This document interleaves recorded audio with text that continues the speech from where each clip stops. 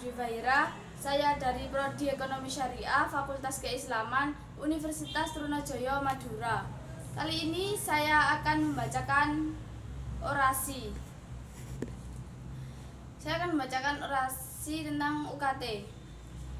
Biaya uang kuliah tunggal di Indonesia adalah mekanisme pembiayaan pendidikan tinggi yang bertujuan untuk meringankan beban biaya kuliah mahasiswa dengan menetapkan biaya kemampuan ekonomi keluarga.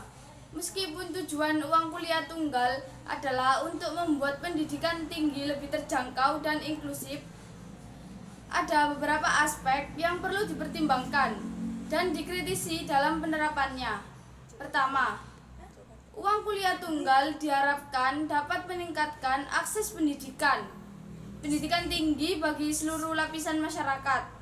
Dengan penetapan biaya berdasarkan kemampuan ekonomi, mahasiswa dari keluarga kurang mampu seharusnya dapat mengakses pendidikan tinggi tanpa beban biaya yang berat. Ini sejalan dengan prinsip keadilan sosial dan pemerataan kesempatan pendidikan. Namun, penerapan UKT tidak selalu berjalan mulus. Ada berbagai keluhan mengenai ketidakakuratan dalam penentuan kategori UKT.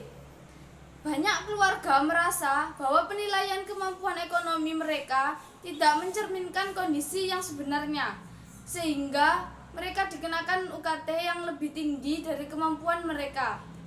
Proses sertifikasi dan validasi data ekonomi yang kurang tepat bisa menjadi penyebab utama masalah ini. Dalam beberapa kasus, kurang transparannya proses penetapan UKT juga menimbulkan ketidakpercayaan di kalangan mahasiswa dan juga orang tua. Selain itu, ada isu tentang keadilan dan pemerataan dalam akses pendidikan tinggi yang masih menjadi tantangan di beberapa daerah, terutama di daerah terpencil dan kurang berkembang. Akses terhadap informasi dan fasilitas pendidikan masih sangat terbatas. Ini menimbulkan kesenjangan antara mahasiswa di perkotaan dan di pedesaan dalam hal peluang untuk masuk perguruan tinggi.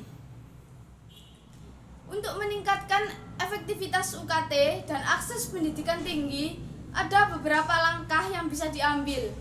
Pertama, meningkatkan transparansi dan akurasi dalam penilaian kemampuan ekonomi mahasiswa. Sistem yang lebih terbuka dan melibatkan pihak independen bisa membantu memastikan bahwa penetapan UKT lebih adil dan sesuai dengan kondisi nyata.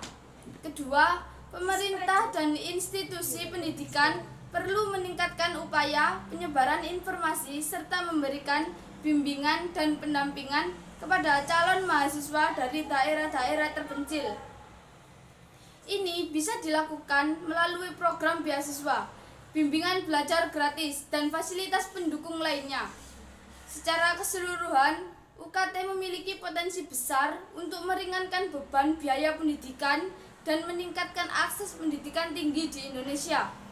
Namun, diperlukan perbaikan dalam implementasi dan pengawasan agar tujuan mulia ini benar-benar tercapai dan dirasakan oleh seluruh lapisan masyarakat. Pendidikan tinggi yang terjangkau dan inklusif adalah kunci untuk menciptakan masyarakat yang lebih berdaya dan sejahtera. Nah, dalam konteks demikian, jangan sampai banyak anak pandai terkendala ke PTN. Oleh karena itu, negara harus hadir di tengah rasa keadilan bagi mencerdaskan anak bangsa. Sekian orasi dari saya, kurang lebihnya mohon maaf. Wassalamualaikum.